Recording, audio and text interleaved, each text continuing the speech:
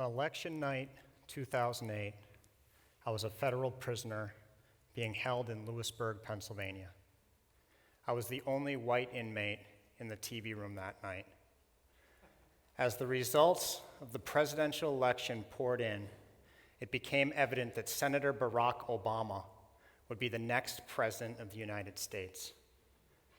The room was filled with African American men, some of whom had been incarcerated for decades for nonviolent drug offenses. One of the men, Marvin, had marched with Dr. King. In a rare break from normal prison behavior, we embraced one another. Tears of joy were shed as we stood as one in that space, in our captivity, and witnessed history unfold before us. The room was thick with powerful emotion. Disbelief gave way to hope for change. I would not trade that experience for any election night party on earth. In his acceptance speech, President Obama reaffirmed that anything is possible. I took his words to heart, and I began to live my life accordingly. I am now in my final year of law school and serve as chapter president of the American Constitution Society. I recently served as legal fellow at the Sentencing Project in Washington, D.C. After being appointed by the mayor to a task force on criminal justice, I represented the city of Portland at White House meetings and collaborated with both Congress and the Obama administration. I am also a sworn officer of the court with the right to practice law as a student attorney. How did I get from that TV room in a federal prison to the life I have now? I made a decision to follow positive direction, accept help, and live a life of recovery. I also swam through an ocean of no's, believing that one day I would get to a crucial yes. I used to be terrified of telling people about my past, but one day I got up the nerve to share with someone this delusional idea I had about going to law school. I was working at USM Student Legal Services, and the office next to mine belonged to Reza Jalali. Reza struck me as a warm soul, so I asked him for a minute of his time. I closed the door to his office tight. I leaned forward and I whispered, "I used to have a problem with drugs. I sold drugs to support my habit. I went to prison because of this. I've now been sober for several years, and I really want to go to law school." Reza smiled and said, "This is wonderful. I will introduce you to the law school dean." The day came to meet the dean, and I was incredibly nervous. I began to tell him my story and explain why I wanted to practice law. At first, he was very interested, but when I disclosed that I had been incarcerated, the initial warmth of the meeting vanished. He told me he wasn't sure how the legal community would receive someone with my background. He suggested possible alternative careers that would match my interests. I was crushed. I said, "Dean, why didn't the judge give me a life sentence?" He was surprised by my question. He said he wasn't sure.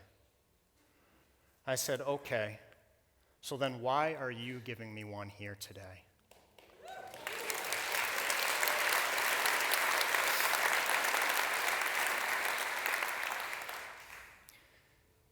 Shortly after that meeting, I earned my first A. I never earned anything less again. I continued on a positive path, and I applied to the law school.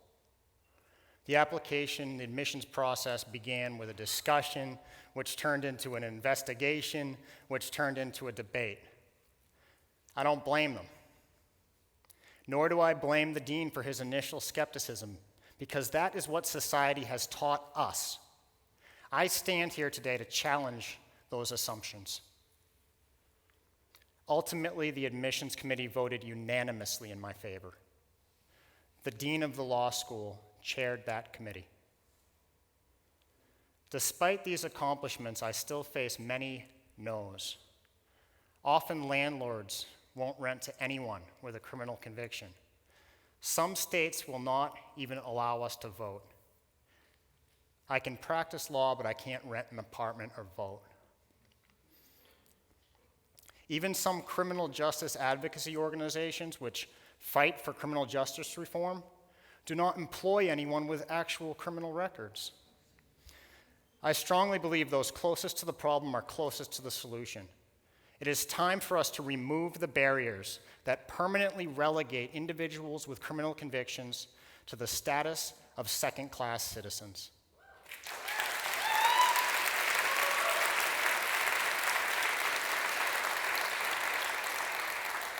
The United States has more people incarcerated than any other nation on earth. We currently hold approximately 2.2 million people in our prisons and jails. The vast majority of prisoners are economically disadvantaged. Many did not graduate from high school, and the number of minorities incarcerated, particularly black males, is grossly larger than their percentage of the general population. Both ends of the political spectrum are finally calling attention to the issue of mass incarceration. In order to end systematic discrimination, we need a balanced approach to drug policy, a hard look at sentencing, competent, well-resourced, and dedicated attorneys to advocate for criminal defendants, equal enforcement of the laws in all communities. And we must look at criminal justice policy and addiction simultaneously, rather than as two distinct issues. I never would have been involved in any type of illegal activity had it not been for an untreated addiction. We need to find a way to remove the stigma attached to substance use disorders. It's hard to hate up close. I've found that by letting people get to know me simply as Chris, before going into the details of my past, I've been able to form unlikely alliances. At the same time, I no longer hide my past. With millions of people incarcerated and millions of people suffering from addiction, my conscience simply won't allow it. To anyone living with these issues, stand up for yourself. Don't disqualify yourself from an opportunity because you're afraid someone else will. My attitude is to go for it. Let them tell me no if they think they have to. Never believe anyone who tells you you can't go somewhere because of where you have been, or that you can't do something because of what you have done. Instead, show them how. Thank you.